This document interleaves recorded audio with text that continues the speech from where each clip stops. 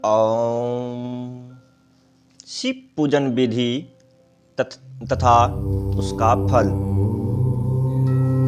ऋषि बोले, व्यास शिष्य महाभाग सूत जी, आपको नमस्कार है। आज आपने भगवान शिव की बड़ी अद्भुत एवं परम पावन कथा सुनाई है।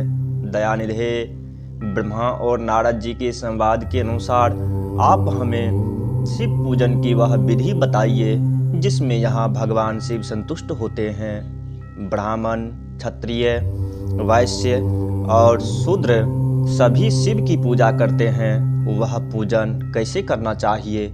आपने व्यास जी के मुख से इस विषय को जिस प्रकार सुना हो वह बताइए।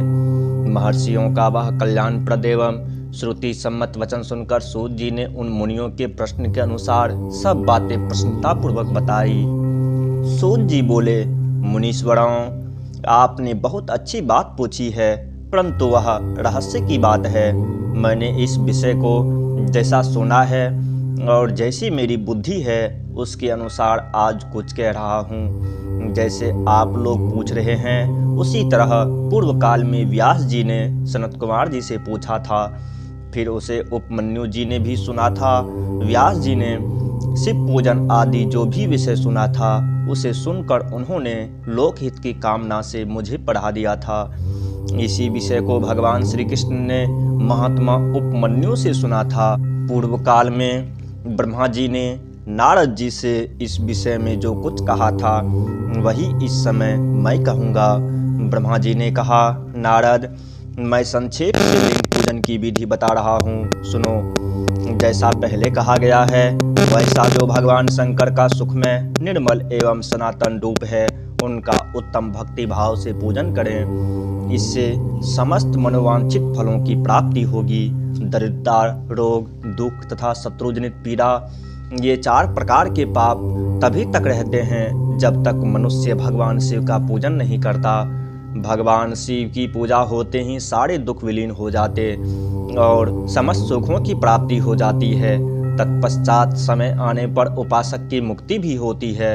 जो मानव शरीर का आश्रय लेकर मुख्यतः संतान सुख की कामना करता है उसे चाहिए कि वह संपूर्ण कार्यों और मनोरथों के साधक महादेव जी की पूजा करें। ब्राह्मण, क्षत्रिय, वैश्य और शूद्र भी संपूर्ण कामनाओं तथा प्रयोजनों की सिद्धि के लिए क्रम से विधि के अनुसार भगवान शंकर की पूजा करें। प्रातः काल ब्रह्मा मुहूर्त में उठकर गुरु तथा शिव का स्मरण करके तीर्थों का चिंतन एवं भगवान विष्णु का ध्यान करें। फिर मेरा, देवताओं का और मुनि आदि का भी स्मरण चिंतन करके स्तोत्र पाठ पूर्वक शंकर जी का विधि पूर्वक नाम लें। उसके बाद सैया से उठकर निवास स्थान से दक्षिण दिशा में जाकर मल त्याग करें। मुने एकांत में मलोत्सर्ग करना चाहिए। उससे शुद्ध होने के लिए जो विधि मैंने सुन रखी है उसी को आज कहता हूँ। मन को एकाग्र करके सुनो। ब्राह्मण गुदा की शुद्धि के लिए उसमें 5 बार शुद्ध मिट्टी का लेप करें और धोएं। क्षत्रिय 4 बार, वैश्य 3 बार और शूद्र 2 बार विधि पूर्वक गुदा की शुद्धि के लिए उसमें मिट्टी लगाएं। लिंग में भी 1 बार प्रयत्न पूर्वक मिट्टी लगानी चाहिए। तत्पश्चात बाएं हाथ में 10 बार और दोनों हाथों में 7 बार मिट्टी लगाकर धोएं। तात प्रत्येक पैर में 3-3 बार मिट्टी लगाएं। फिर दोनों हाथों में भी मिट्टी लगाकर धोएं। स्त्रियों को शूद्र की भांति अच्छी तरह मिट्टी लगानी चाहिए। हाथ पैर धोकर पूर्ववत शुद्ध मिट्टी लें और उसे लगाकर दांत साफ करें।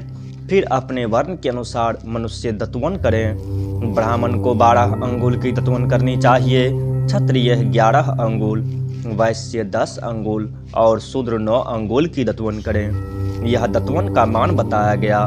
मनुस्मृति के अनुसार काल दोष का विचार करके ही दतवन करें या त्याग दें। तात, षष्ठी, प्रतिपदा, अमावस्या, नवमी, व्रत का दिन, सूर्यास्त का समय, रविवार तथा श्राद्ध दिवस ये दंत धावन के लिए वर्जित हैं। इनमें दतवन नहीं करनी चाहिए। दतवन के पश्चात तीर्थ, जलाशय आदि में जाकर विधि पूर्वक स्नान करना चाहिए। विशेष देश काल आने पर मंत्रोच्चारण पूर्वक स्नान करना उचित है। स्नान के पश्चात पहले आचमन करके वह धुला हुआ वस्त्र धारण करें। फिर सुंदर एकांत स्थल में बैठकर संध्या विधि का अनुष्ठान करें। यथा योग्य संध्या विधि का पालन करके पूजा का कार्य आरंभ करें। मन को सुस्थिर करके पूजा गृह में प्रवेश करें। वहाँ पूजन सामग्री लेकर सुंदर आसन पर बैठें। पहले न्यास आदि करके क्रमशः महादेव जी की पूजा करें। शिव की पूजा से पहले गणेश जी की, द्वारपालों की और दिक्पालों की भी भली भांति पूजा करके पीछे देवता के लिए पीठ स्थान की कल्पना करें अथवा अष्टदल कमल बनाकर पूजा द्रव्य के समीप बैठें और उस कमल पर ही भगवान शिव को समासीन करें। तत्पश्चात 3 आचमन करके पुनः दोनों हाथ धोकर 3 प्राणायाम करके मध्यम प्राणायाम अर्थात कुंभक करते समय त्रिनेत्रधारी भगवान शिव का इस प्रकार ध्यान करें। उनके 5 मुख हैं, 10 भुजाएं हैं, शुद्ध स्फटिक के समान उज्ज्वल कांति है। सब प्रकार के आभूषण उनके श्री अंगों को विभूषित करते हैं तथा वे व्याघ्र चर्म की चादर ओढ़े हुए हैं। इस तरह ध्यान करके यह भगवान भावना करें कि मुझे भी इनके समान ही रूप प्राप्त हो जाए। ऐसी भावना करके मनुष्य सदा के लिए अपने पाप को भस्म कर डाले। इस प्रकार भावना द्वारा शिव का ही शरीर धारण करके उन परमेश्वर की पूजा करें। शरीर शुद्धि करके मूल मंत्र का क्रमशः न्यास करें अथवा सर्वत्र प्रणव से ही सडंग न्यास करें। ओम अधित्यादि रूप से संकल्प वाक्य का प्रयोग करके फिर पूजा आरंभ करें। पाग, अर्घ्य और आचमन के लिए पात्रों को तैयार करके रखें। बुद्धिमान पुरुष विधि पूर्वक भिन्न भिन्न प्रकार के 9 कलश स्थापित करें। उन्हें कुसाओं से ढककर रखें और कुसाओं से ही जल लेकर उन सब का प्रोक्षण करें। तत्पश्चात उन सभी पात्रों में शीतल जल डालें। फिर बुद्धिमान पुरुष देखभाल कर प्रणव मंत्र के द्वारा उनमें निम्नांकित द्रव्यों को डालें। खस और चंदन को पाद मात्र में रखें। चमेली के फूल, शीतल चीनी, कपूर, बड़ की जड़ तथा तमाल, इन सबको यथोचित रूप से कूट पीस कर चूर्ण बना लें और आचमनीय के पात्र में डालें।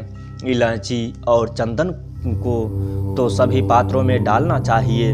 देवादिदेव महादेव जी के पार्श्व भाग में नंदीश्वर का पूजन करें। गंध, धूप तथा भांति भांति के दीपों द्वारा शिव की पूजा करें। फिर लिंग शुद्धि करके मनुष्य प्रसन्नतापूर्वक मंत्र समूहों के आदि में प्रणव तथा अंत में नमः पद जोड़कर उनके द्वारा इष्ट देव के लिए यथोचित आसन की कल्पना करें। फिर प्रणव से प्रज्ञासन की कल्पना करके यह भावना करें कि इस कमल का पूर्व दल साक्षात अनिमा नामक ऐश्वर्य रूप तथा अविनाशी है, दक्षिण दल लघिमा है, पश्चिम दल महिमा है, उत्तर दल प्राप्ति है, अग्निकोण का दल प्राकाम्य है, नेतृत्व कोण का दल ईशित्व है, वायव्य कोण का दल वसित्व है, ईशान कोण का दल सर्वज्ञत्व है और उस कमल की कर्णिका को सोम कहा जाता है।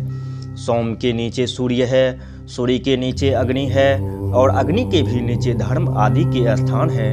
क्रमशः ऐसी कल्पना करने के पश्चात चारों दिशाओं में अव्यक्त महातत्व अहंकार तथा उनके विकारों की कल्पना करें। सोम के अंत में सत्व, रज और तम, इन तीनों गुणों की कल्पना करें। इसके बाद सगो जातम प्रपधामी इत्यादि मंत्र से परमेश्वर शिव का आवाहन करके ओम वामदेवाय नमः इत्यादि वामदेव मंत्र से उन्हें आसन पर विराजमान करें। फिर ओम तत्पुरुषाय विगहे इत्यादि रुद्र गायत्री द्वारा इष्ट देव का सानिध्य प्राप्त करके उन्हें अघोरेभ्योहुत इत्यादि अघोर मंत्र से वहाँ निरुद्ध करें। फिर ईशानः सर्वविद्यानाम इत्यादि मंत्र से आराध्य देव का पूजन करें। पाग और आचमनीय अर्पित करके अर्घ्य दें। तत्पश्चात गंध और चंदन मिश्रित जल से विधि पूर्वक रुद्रदेव को स्नान कराएं। फिर पंचगव्य निर्माण की विधि से 5 द्रव्यों को एक पात्र में लेकर प्रणव से ही अभिमंत्रित करके उन मिश्रित गव्य पदार्थों द्वारा भगवान को नहलाएं। तत्पश्चात पृथक पृथक दूध, दही, मधु, गन्ने के रस तथा घी से नहलाकर समस्त अभिष्टकों के दाता और हितकारी पूजनीय महादेव जी का प्रणव के उच्चारण पूर्वक पवित्र द्रव्यों द्वारा अभिषेक करें। पवित्र जल पात्रों में मंत्रोच्चारण पूर्वक जल डालें। डालने से पहले साधक श्वेत वस्त्र से उस जल को यथोचित रीति से छान लें। उस जल को तब तक दूर न करें जब तक इष्ट देव को चंदन न चढ़ा लें। तब सुंदर अक्षतों द्वारा प्रसन्नतापूर्वक शंकर जी की पूजा करें। उनके ऊपर कुश, अपमार्ग, कपूर, चमेली, चंपा, गुलाब, श्वेत कनेर, बेला, कमल और उत्पल आदि भांति भांति के अपूर्व पुष्प एवं चंदन आदि चढ़ाकर पूजा करें। परमेश्वर शिव के ऊपर जल की धारा गिरती रहे, इसकी भी व्यवस्था करें। जल से भरे भांति भांति के पात्रों द्वारा महेश्वर को नहलाएं। मंत्रोच्चारण पूर्वक पूजा करनी चाहिए, वह समस्त फलों को देने वाली होती है। तात, अब मैं तुम्हें समस्त मनोवांछित कामनाओं की सिद्धि के लिए उन पूजा संबंधी मंत्रों को भी संक्षेप से बता रहा हूँ। सावधानी के साथ सुनो। पावमान मंत्र से, वांग्मय इत्यादि मंत्र से, रुद्र मंत्र तथा नील रुद्र मंत्र से, सुंदर एवं शुभ पुरुष सूक्त से, श्री सूक्त से, सुंदर अथर्व शीर्ष के मंत्र से, आनो भद्रा इत्यादि शांति मंत्र से, शांति संबंधी दूसरे मंत्रों से, भारुंड मंत्र और अरुण मंत्रों से, अर्थाभिष्ट शाम तथा देवव्रत शाम से, अभित्वा इत्यादि रथंतर शाम से, पुरुष सूक्त से, मृत्युंजय मंत्र से तथा पंचाक्षर मंत्र से पूजा करें। 1 सहस्त्र अथवा 101 जल धाराएं गिराने की व्यवस्था करें। यह सब वेद मार्ग से अथवा नाम मंत्रों से करना चाहिए। तदनंतर भगवान शंकर के ऊपर चंदन और फूल आदि चढ़ाएं। पर्णव से ही मुखवास, तांबुल आदि अर्पित करें। इसके बाद जो स्फटिक मणि के समान निर्मल, निष्कल, अविनाशी, सर्वलोक कारण, सर्वलोक में परमदेव हैं, जो ब्रह्मा, रुद्र, इंद्र और विष्णु आदि देवताओं की भी दृष्टि में नहीं आते, वेद वेदता विद्वानों ने उन्हें वेदांत में मन वाणी की अगोचर बताया है, जो आदि, मध्य और अंत से रहित तथा समस्त रोगियों के लिए औषध रूप हैं, जिनकी शिव तत्व के नाम से ख्याति है तथा जो शिवलिंग के रूप में प्रतिष्ठित हैं, उन भगवान शिव का शिवलिंग के मस्तक पर प्रणव मंत्र से ही पूजन करें। धूप, दीप, नैवेद्य, सुंदर तांबूल एवं सुरम्य आरती द्वारा यथोक्त विधि से पूजा करके स्तोत्रों तथा अन्य नाना प्रकार के मंत्रों द्वारा उन्हें नमस्कार करें। फिर अर्घ्य देकर भगवान के चरणों में फूल बिखेरें और साष्टांग प्रणाम करके देवेश्वर शिव की आराधना करें। फिर हाथ में फूल लेकर खड़ा हो जाए और दोनों हाथ जोड़कर निम्नांकित मंत्र से सर्वेश्वर शंकर की पुनः प्रार्थना करें। आज्ञानाद दिवा ज्ञानाज पपूजादिकम मया कृतम तदस्तु सफलम कृपया तब शंकर। कल्याणकारी शिव, मैंने अनजाने में अथवा जानबूझकर जो जप, पूजा आदि सत्कर्म किए हों, वे आपकी कृपा से सफल हो। इस प्रकार पढ़कर भगवान शिव के ऊपर प्रसन्नतापूर्वक फूल चढ़ाएं। स्वस्ति वाचन करके नाना प्रकार की आशीष प्रार्थना करें। फिर शिव के ऊपर मार्जन करना चाहिए। मार्जन के बाद नमस्कार करके अपराध के लिए क्षमा प्रार्थना करते हुए पुनरागमन के लिए विसर्जन करना चाहिए।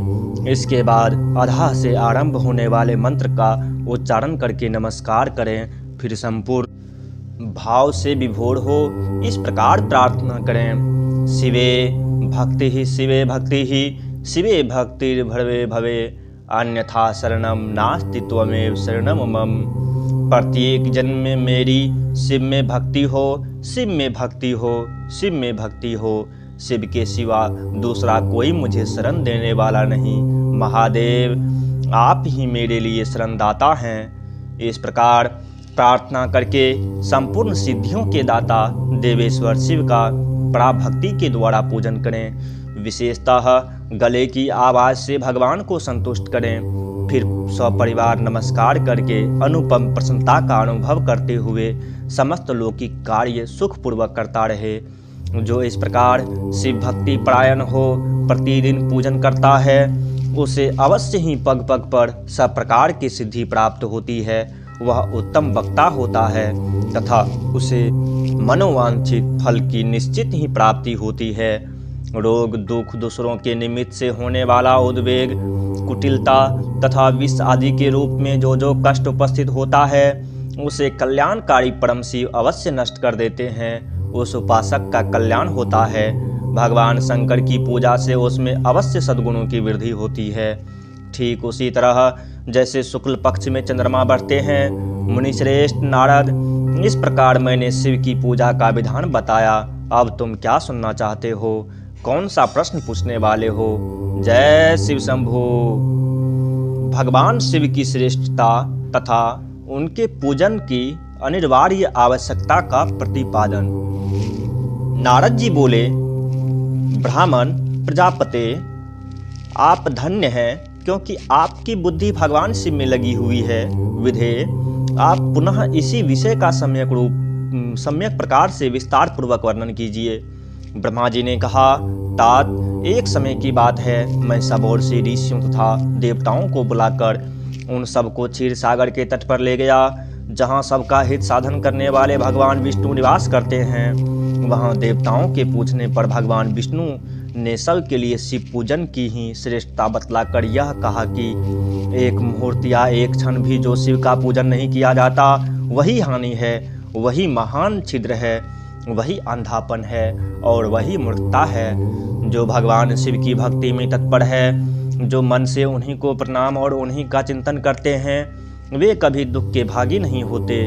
जो महान सौभाग्यशाली पुरुष मनोहर भवन, सुंदर आभूषणों से विभूषित स्त्रियां, जितने से मन को संतोष हो उतना धन, पुत्र पौत्र आदि संतति, आरोग्य, सुंदर शरीर, अलौकिक प्रतिष्ठा, स्वर्गीय सुख, अंत में मोक्ष रूपी फल अथवा परमेश्वर शिव की भक्ति चाहते हैं, वे पूर्व जन्मों के महान पुण्य से भगवान सदाशिव की पूजा अर्चा में प्रवृत्त होते हैं। जो पुरुष नित्य भक्ति परायण हो शिवलिंग की पूजा करता है, उसको सफल सिद्धि प्राप्त होती है तथा वह पापों के चक्कर में नहीं पड़ता।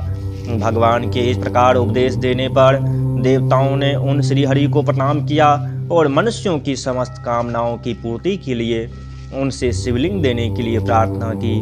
मुनि श्रेष्ठ, उस प्रार्थना को सुनकर जीवों के उद्धार में तत्पर रहने वाले भगवान विष्णु ने विश्वकर्मा को बुलाकर कहा, विश्वकर्मन, तुम मेरी आज्ञा से संपूर्ण देवताओं को सुंदर शिवलिंग का निर्माण करके दो। तब विश्वकर्मा ने मेरी और श्री हरि की आज्ञा के अनुसार उन देवताओं को उनके अधिकार के अनुसार शिवलिंग बना कर दिए। मुनिश्रेष्ठ नारद, किस देवता को कौन सा शिवलिंग प्राप्त हुआ, इसका वर्णन आज मैं कर रहा हूँ, उसे सुनो। इंद्र पज्ञरागमणि के बने हुए शिवलिंग की और कुबेर स्वर्णमय लिंग की पूजा करते हैं। धर्म पीतमणि में पुखराज के बने हुए लिंग की तथा वरुण श्याम वर्ण के शिवलिंग की पूजा करते हैं। भगवान विष्णु इंद्र नीलमय तथा ब्रह्मा हेममय लिंग की पूजा करते हैं। मुने विश्वदेवगण चांदी के शिवलिंग की, वसुगण पीतल के बने हुए लिंग की तथा दोनों अश्विनी कुमार पार्थिव लिंग की पूजा करते हैं। लक्ष्मी देवी स्फटिकमय लिंग की, आदित्यगण ताम्रमय लिंग की, राजा सोम मोती के बने हुए लिंग की तथा अग्निदेव वज्र हीरे के लिंग की उपासना करते हैं। श्रेष्ठ ब्राह्मण और उनकी पत्नियां मिट्टी के बने हुए शिवलिंग का, मयासुर चंदन निर्मित लिंग का और नागगण मूंगे के बने हुए शिवलिंग का आदर पूर्वक पूजन करते हैं। देवी मक्खन के बने हुए लिंग की, योगी जन भस्ममय लिंग की, यक्षगण दधि निर्मित लिंग की, छाया देवी आटे से बने हुए लिंग की और ब्रह्मा पत्नी रत्नमय शिवलिंग की निश्चित रूप से पूजा करती हैं। बानासुर पारद या पार्थिव लिंग की पूजा करता है। दूसरे लोग भी ऐसा ही करते हैं। ऐसे ऐसे शिवलिंग बनाकर विश्वकर्मा ने विभिन्न लोगों को दिए तथा वे सब देवता और ऋषि उन लिंगों की पूजा करते हैं। भगवान विष्णु ने इस तरह देवताओं को उनके हित की कामना से शिवलिंग देकर उनसे तथा मुझ ब्रह्मा से पिनाक पानी महादेव के पूजन की विधि भी बताई। पूजन विधि संबंधी उनके वचनों को सुनकर देव शिरोमणियों सहित मैं ब्रह्मा हृदय में हर्ष लिए अपने धाम में आ गया। मुने, वहां आकर मैंने समस्त देवताओं और ऋषियों को शिव पूजा की उत्तम विधि बताई जो संपूर्ण अभीष्ट वस्तुओं को देने वाली है। उस समय मुझ ब्रह्मा ने कहा, देवताओं सहित समस्त ऋषियों, तुम प्रेम परायण होकर सुनो।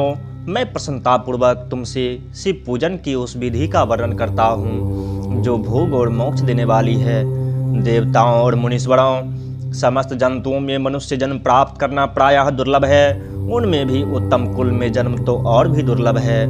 उत्तम कुल में भी आचारवान ब्राह्मणों के यहाँ उत्पन्न होना उत्तम पुण्य से ही संभव है।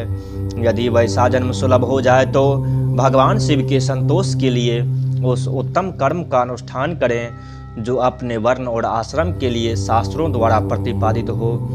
जिस जाति के लिए जो कर्म बताया गया है उसका उल्लंघन न करें। जितनी संपत्ति हो उसके अनुसार ही दान करें। कर्म में सहस्त्रों यज्ञों से तपोयज्ञ बढ़कर है। सहस्त्रों तपोयज्ञों से जप यज्ञ का महत्व अधिक है।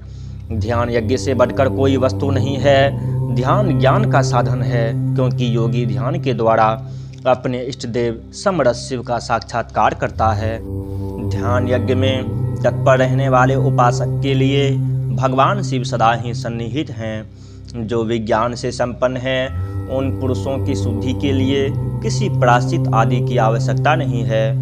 मनुष्य को जब तक ज्ञान की प्राप्ति न हो तब तक वह विश्वास दिलाने के लिए कर्म से ही भगवान शिव की आराधना करें। जगत के लोगों को एक ही परमात्मा अनेक रूपों में अभिव्यक्त हो रहा है।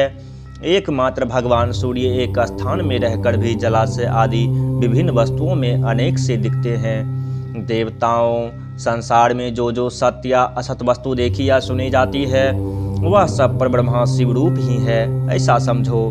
जब तक तत्व ज्ञान ना हो जाए, जब तक प्रतिमा की पूजा आवश्यक है, ज्ञान के अभाव में भी जो प्रतिमा पूजा की अवहेलना करता है उसका पतन निश्चित है।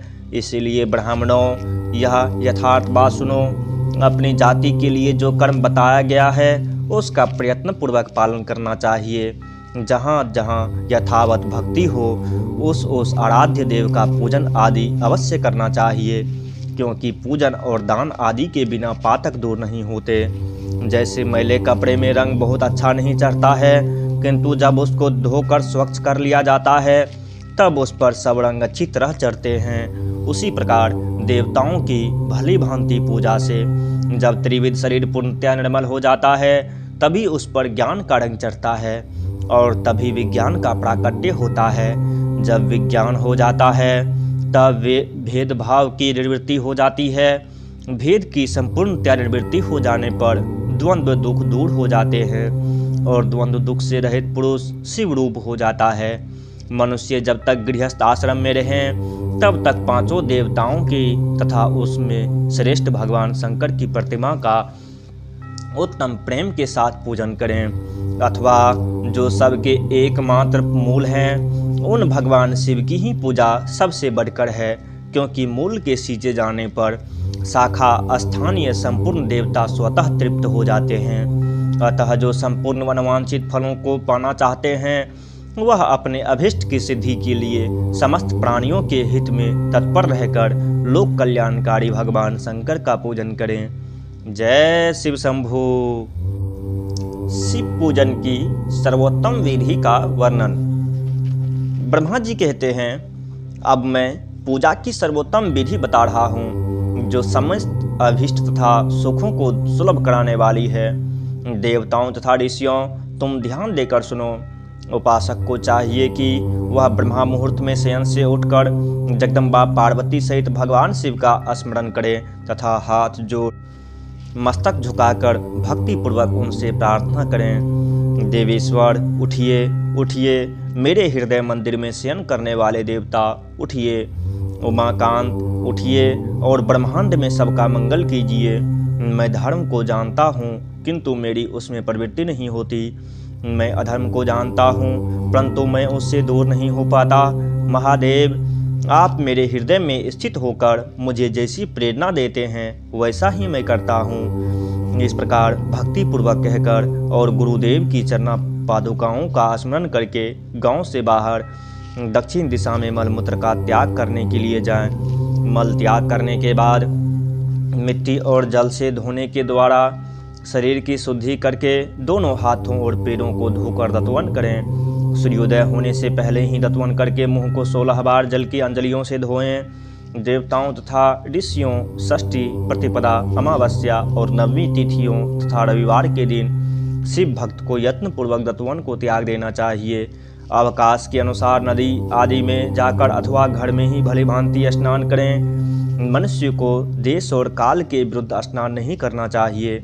रविवार, श्राद्ध, संक्रांति, ग्रहण, महादान, तीर्थ, उपवास दिवस अथवा अशौच प्राप्त होने पर मनुष्य गर्म जल से स्नान न करें। शिव भक्त मनुष्य तीर्थ आदि में प्रवाह के सम्मुख होकर स्नान करें। जो नहाने के पहले तेल लगाना चाहिए उसे विहित एवं निषिद्ध दिनों का विचार करके ही तिलाभ्याम करना चाहिए। जो प्रतिदिन नियम पूर्वक तेल लगाता हो उसके लिए किसी दिन भी तिलाभ्याम दूषित नहीं है, अथवा जो तेल इत्र आदि से वासित हो उसका लगाना किसी दिन भी दूषित नहीं है। सरसों का तेल ग्रहण को छोड़कर दूसरे किसी दिन भी दूषित नहीं होता। इस तरह देश काल का विचार करके ही विधि पूर्वक स्नान करें। स्नान के समय अपने मुख को उत्तर अथवा पूर्व की ओर रखना चाहिए। उच्छिष्ट वस्त्र का उपयोग कभी न करें। शुद्ध वस्त्र से इष्ट देव के स्मरण पूर्वक स्नान करें। जिस वस्त्र को दूसरे ने धारण किया हो अथवा जो दूसरों के पहनने की वस्तु हो तथा जिसे स्वयं रात में धारण किया गया हो वह वस्त्र उच्छिष्ट कहलाता है। उससे तभी स्नान किया जा सकता है जब उससे धो लिया गया हो। स्नान के पश्चात देवताओं, ऋषियों तथा पितरों को तृप्ति देने वाला स्नानांग तर्पण करना चाहिए। उसके बाद धुला हुआ वस्त्र पहने और आचमन करें। द्विजोतमो तदनंतर गोबर आदि से लीप पोत कर स्वच्छ किए हुए शुद्ध स्थान में जाकर वहाँ सुंदर आसन की व्यवस्था करें। वह आसन विशुद्ध काष्ठ का बना हुआ, पूरा फैला हुआ तथा विचित्र होना चाहिए। ऐसा आसन संपूर्ण अभिष्ट तथा फलों को देने वाला है। उसके ऊपर बिछाने के लिए यथा योग्य मृग चर्म आदि ग्रहण करें। शुद्ध बुद्धि वाला पुरुष उस आसन पर बैठकर भस्म से त्रिपुंड लगाएं। त्रिपुंड से जप, तप तथा दान सफल होता है। भस्म के अभाव में त्रिपुंड का साधन जल आदि बताया गया है। इस तरह त्रिपुंड करके मनुष्य रुद्राक्ष धारण करें और अपने नित्य कर्म का संपादन करके फिर शिव की आराधना करें। तत्पश्चात 3 बार मंत्रोच्चारण पूर्वक आचमन करें। फिर वहां शिव की पूजा के लिए अन्न और जल लाकर रखें। दूसरी कोई भी जो वस्तु आवश्यक हो उसे यथाशक्ति जुटाकर अपने पास रखें। इस प्रकार पूजन सामग्री का संग्रह करके वहां धैर्यपूर्वक स्थिर भाव से बैठे। फिर जल, गंध और अक्षत से युक्त एक अर्ध पात्र लेकर उसे दाहिने भाग में रखें। उससे उपचार की सिद्धि होती है।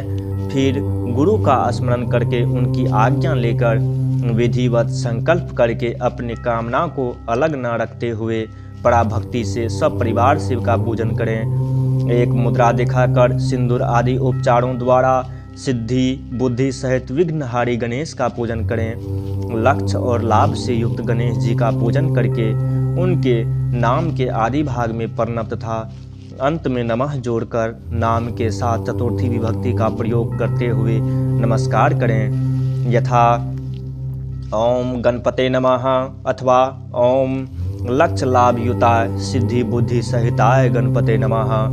तदनंतर उनसे क्षमा प्रार्थना करके पुनः भाई कार्तिकेय सहित गणेश जी का पराभक्ति से पूजन करके उन्हें बारंबार नमस्कार करें। तत्पश्चात सदा द्वार पर खड़े रहने वाले द्वारपाल महोदय का पूजन करके सती साध्वी गिरिजानंदिनी उमा की पूजा करें। चंदन, कुमकुम तथा धूप दीप आदि अनेक उपचारों तथा नाना प्रकार के निवेदों से शिवा का पूजन करके नमस्कार करने के पश्चात साधक शिवजी के समीप जाएं।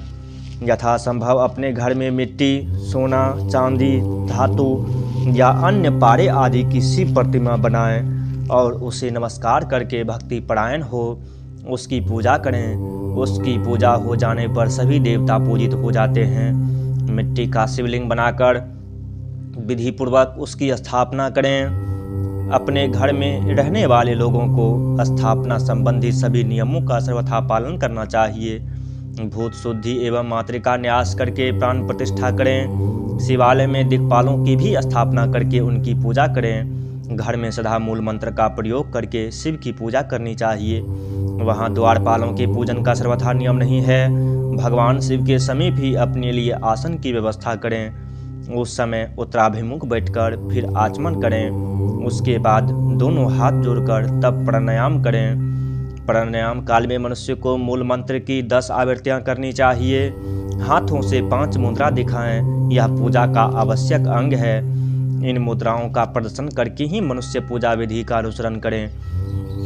तदनंतर वहां दीप निवेदन करके गुरु को नमस्कार करें और पद्यासन या भद्रासन बांधकर बैठें अथवा उत्तान आसन या पर्याकासन का आश्रय लेकर सुखपूर्वक बैठे और पुनः पूजन का प्रयोग करें। फिर अर्धपात्र से उत्तम शिवलिंग का प्रक्षालन करें। मन को भगवान शिव से अन्यत्र न ले जाकर पूजा सामग्री को अपने पास रखकर निम्नांकित मंत्र समूह से महादेव जी का आवाहन करें, जो कैलाश के शिखर पर निवास करते हैं, पार्वती देवी के पति हैं, समस्त देवताओं से उत्तम हैं, जिनके स्वरूप का शास्त्रों में यथावत वर्णन किया गया है, जो निर्गुण होते हुए भी सगुण रूप हैं, जिनके 5 मुख हैं, 10 भुजाएं और प्रत्येक मुखमंडल में 3-3 नेत्र हैं, जिनकी ध्वजा पर वृषभ का चिन्ह अंकित है, अंग कांति कर्पूर के समान गौर हैं, जो दिव्य रूपधारी चंद्रमा रूपी मुकुट से सुशोभित तथा सिर पर जटाजूट धारण करने वाले हैं, जो हाथी की खाल पहनते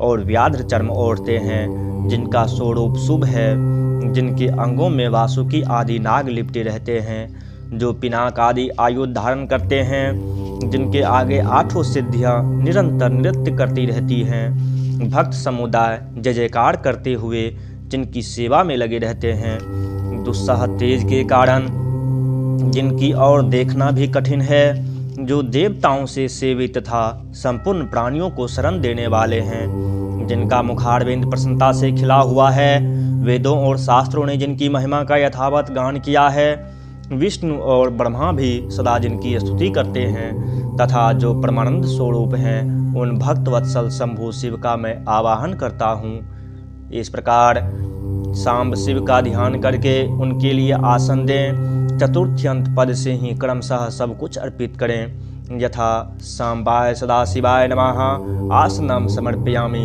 इत्यादि आसन के पश्चात भगवान शंकर को पाद और अर्घ्य दें। फिर परमात्मा शंभु को आचमन कराकर पंचामृत संबंधी द्रव्यों द्वारा प्रसन्नतापूर्वक शंकर को स्नान कराएं। वेद मंत्रों अथवा समंत्रक चतुर्थ्यंत नाम पदों का उच्चारण करके भक्तिपूर्वक यथा योग्य समस्त द्रव्य भगवान को अर्पित करें।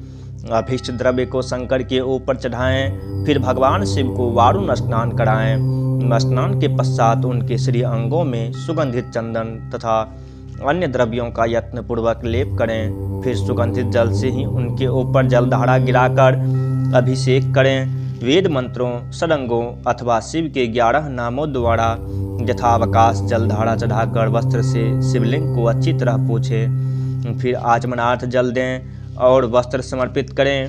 नाना प्रकार के मंत्रों द्वारा भगवान शिव को तिल, जौ, गेहूँ, मूंग और उड़द अर्पित करें। फिर 5 मुख वाले परमात्मा शिव को पुष्प चढ़ाएं। प्रत्येक मुख पर ध्यान के अनुसार यथोचित अभिलाषा करके कमल, शतपत्र, शंख पुष्प, कुश पुष्प, धतूर, मंदार, द्रोण पुष्प, गुमा, तुलसी दल तथा बिल्व पत्र चढ़ाकर पराभक्ति के साथ भक्त वत्सल भगवान शंकर की विशेष पूजा करें। अन्य सब वस्तुओं का अभाव होने पर शिव को केवल बिल्व पत्र ही अर्पित करें। बिल्व पत्र समर्पित होने से ही शिव की पूजा सफल होती है। तत्पश्चात सुगंधित चूर्ण तथा सुवासित उत्तम तेल, इत्र आदि विविध वस्तुएं बड़े हर्ष के साथ भगवान शिव को अर्पित करें। फिर प्रसन्नतापूर्वक गुग्गुल और अगोड़ों आदि की धूप निवेदन करें। तदनंतर शंकर जी को घी से बड़ा हुआ दीपक दें। इसके बाद निम्नांकित मंत्र से भक्तिपूर्वक पुनः अर्घ्य दें और भक्ति भाव से वस्त्र द्वारा उनके मुख का मार्जन करें। प्रभु शंकर, आपको नमस्कार है। आप इस अर्घ्य को स्वीकार करके मुझे रूप दीजिए, यश दीजिए, भोग दीजिए तथा भोग और मोक्ष रूपी फल प्रदान कीजिए। इसके बाद भगवान शिव को भांति भांति के उत्तम नैवेद्य अर्पित करें। नैवेद्य के पश्चात प्रेम पूर्वक आचमन करें।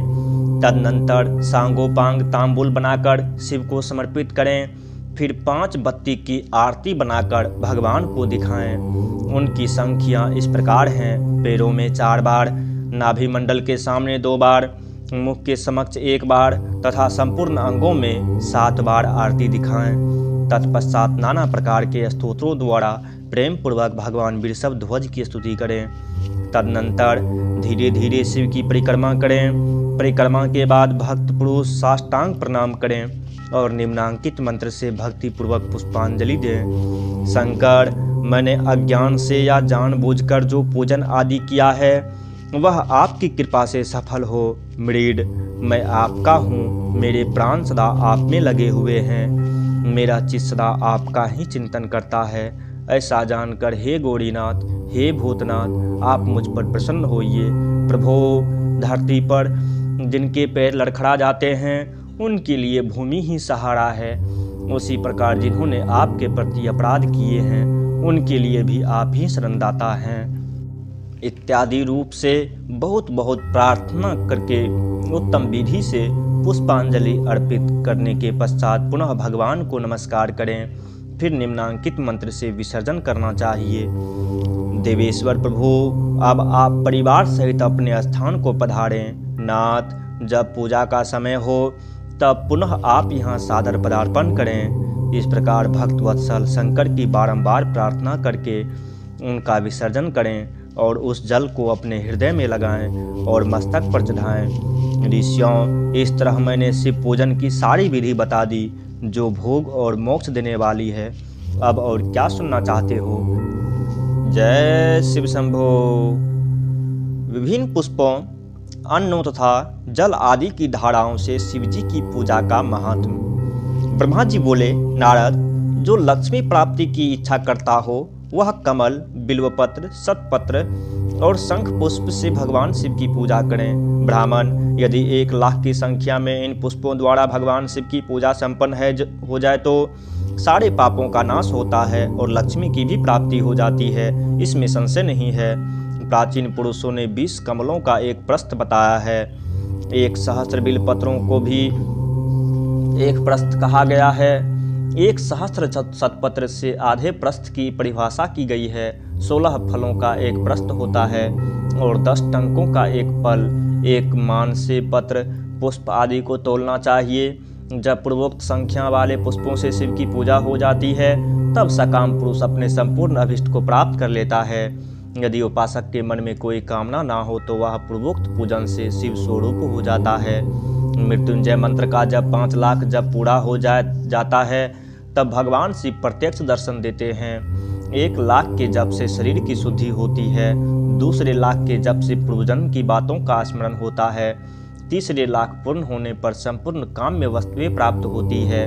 4 लाख का जप होने पर स्वप्न में भगवान शिव का दर्शन होता है और 5वें लाख का जप ज्यों ही पूरा होता है भगवान शिव उपासक के सम्मुख तत्काल प्रकट हो जाते हैं। इसी मंत्र का 10 लाख जप हो जाए तो संपूर्ण फल की सिद्धि होती है।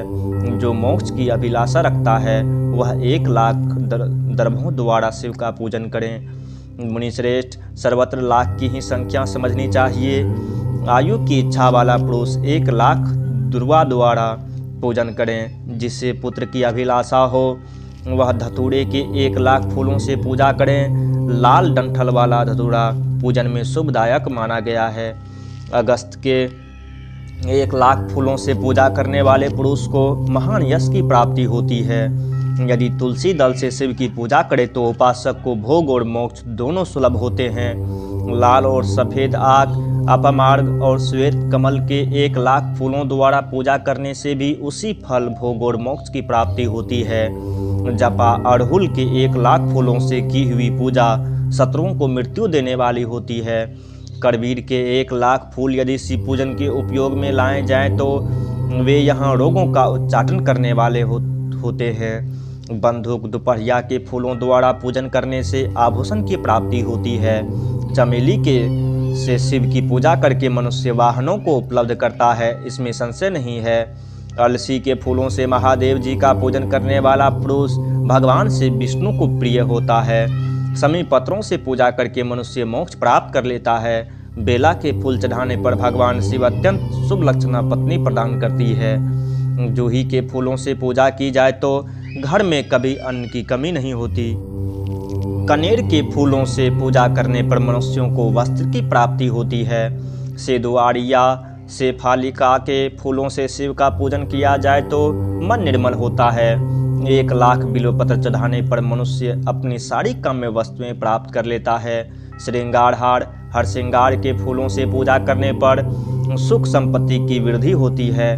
वर्तमान ऋतु में पैदा होने वाले फूल यदि शिव की सेवा में समर्पित किए जाएं तो वे मोक्ष देने वाले होते हैं, इसमें संशय नहीं है। राई के फूल शत्रुओं को मृत्यु प्रदान करने वाले होते हैं। इन फूलों को 1-1 लाख की संख्या में शिव के ऊपर चढ़ाया जाए तो भगवान शिव प्रचुर फल प्रदान करते हैं। चंपा और केवड़े को छोड़कर से सभी फूल भगवान शिव को चढ़ाए जा सकते हैं। विप्रवर महादेव जी के ऊपर चावल चढ़ाने से मनुष्यों की लक्ष्मी बढ़ती है। ये चावल अखंडित होने चाहिए और इन्हें उत्तम भक्ति भाव से शिव के ऊपर चढ़ाना चाहिए।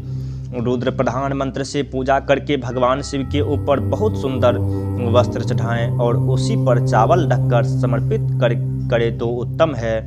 भगवान शिव के ऊपर गंध पुष्प आदि के साथ एक श्रीफल चढ़ाकर धूप आदि निवेदन करें तो पूजा का पूरा फल प्राप्त होता है। वहां शिव के समीप 12 ब्राह्मणों को भोजन कराएं, इससे मंत्र पूर्वक सांगोपांग लक्ष्य पूजा संपन्न होती है। जहाँ 100 मंत्र जपने की विधि हो वहाँ 108 मंत्र जपने का विधान किया गया है। तिलों द्वारा शिव जी को 1 लाख आहुतियाँ दी जाएं अथवा 1 लाख तिलों से शिव की पूजा की जाए तो वह बड़े बड़े पातकों का नाश करने वाली होती है। जो द्वारा की हुई शिव की पूजा स्वर्गीय सुख की वृद्धि करने वाली है, ऐसा ऋषियों का कथन है। गेहूं के बने हुए पकवान से की हुई शंकर जी की पूजा निश्चय ही बहुत उत्तम मानी गई है। यदि उससे 1,00,000 बार पूजा हो तो उससे संतान की वृद्धि होती है। यदि मूंग से पूजा की जाए तो भगवान शिव सुख प्रदान करते हैं। प्रियंगु कंगनी द्वारा सर्वाध्यक्ष परमात्मा शिव का पूजन करने मात्र से उपासक के धर्म अर्थ और काम भोग की वृद्धि होती है तथा वह पूजा समस्त सुखों को देने वाली होती है। अरहर के पत्तों से श्रृंगार करके भगवान शिव की पूजा करें। यह पूजा नाना प्रकार के सुखों और संपूर्ण फलों को देने वाली है। मुनि श्रेष्ठ, अब फूलों की लक्ष्य संख्या का तौल बताया जा रहा है। प्रसन्नतापूर्वक सुनो। सूक्ष्म मान का प्रदर्शन करने वाले व्यास जी ने 1 प्रस्थ शंख पुष्प को 1 लाख बताया है। 11 प्रस्थ चमेली के फूल हों तो वही 1 लाख फूलों का मान कहा गया है। जूही के 1 लाख फूलों का भी वही मान है। राई के 1 लाख फूलों का मान 5.5 प्रस्थ है। उपासक को चाहिए कि वह निष्काम होकर मोक्ष के लिए भगवान शिव की पूजा करें। भक्ति भाव से विधि पूर्वक शिव की पूजा करके भक्तों को पीछे जलधारा अर्पित करनी चाहिए। ज्वर में जो मनुष्य प्रलाप करने लगता है उसकी शांति के लिए जलधारा शुभकारक बताई गई है। शतरुद्रीय मंत्र से, रुद्री के 11 पाठों से, रुद्र मंत्रों के जप से, पुरुष सूक्त से, 6 ऋचा वाले रुद्र सूक्त से, महामृत्युंजय मंत्र से, गायत्री मंत्र से अथवा जिसके शास्त्रोक्त नामों के आदि में पर्णव और अंत में नमः पद जोड़कर बने हुए मंत्रों द्वारा जलधारा आदि अर्पित करनी चाहिए। सुख और संतान की वृद्धि के लिए जलधारा द्वारा पूजन उत्तम बताया गया है। उत्तम भस्म धारण करके उपासक को प्रेम पूर्वक नाना प्रकार के शुभ एवं दिव्य द्रव्यों द्वारा शिव की पूजा करनी चाहिए और शिव पर उनके सहस्त्र नाम मंत्रों से घी की धारा चढ़ानी चाहिए। ऐसा करने पर वंश का विस्तार होता है, इसमें संशय नहीं है। इसी प्रकार यदि 10,000 मंत्रों द्वारा शिव की पूजा की जाए तो प्रमेह रोग की शांति होती है और उपासक को मनोवांछित फल की प्राप्ति हो जाती है। यदि कोई नपुंसकता को प्राप्त हो तो वह घी से शिव जी की भली भांति पूजा करें तथा ब्राह्मणों को भोजन कराएं। साथ ही उसके लिए मुनीश्वरों ने प्रजापत्य व्रत का भी विधान किया है। यदि बुद्धि जड़ हो जाए तो उस अवस्था में पूजक को केवल शर्करा मिश्रित दूध की धारा चढ़ानी चाहिए। ऐसा करने पर उसे बृहस्पति के समान उत्तम बुद्धि प्राप्त हो जाती है। जब तक 10,000 मंत्रों का जप पूरा न हो जाए तब तक पूर्वोक्त दुग्ध धारा द्वारा भगवान शिव का उत्कृष्ट पूजन चालू रखना चाहिए।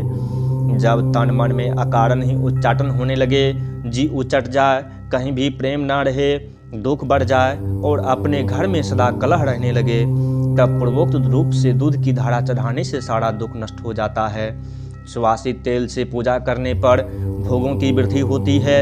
यदि मधु से शिव की पूजा की जाए तो राजयक्षमा का रोग दूर हो जाता है। यदि शिव पर इक्के रस की धारा चढ़ाई जाए तो वह भी संपूर्ण आनंद की प्राप्ति कराने वाली होती है। गंगा जल की धारा तो भोग और मोक्ष दोनों फलों को देने वाली है। ये सब जो धाराएं बताई गई हैं, इन सबको मृत्युंजय मंत्र से चढ़ाना चाहिए। उसमें भी उक्त मंत्र का विधानतः 10,000 जप करना चाहिए और 11 ब्राह्मणों को भोजन कराना चाहिए। ओम।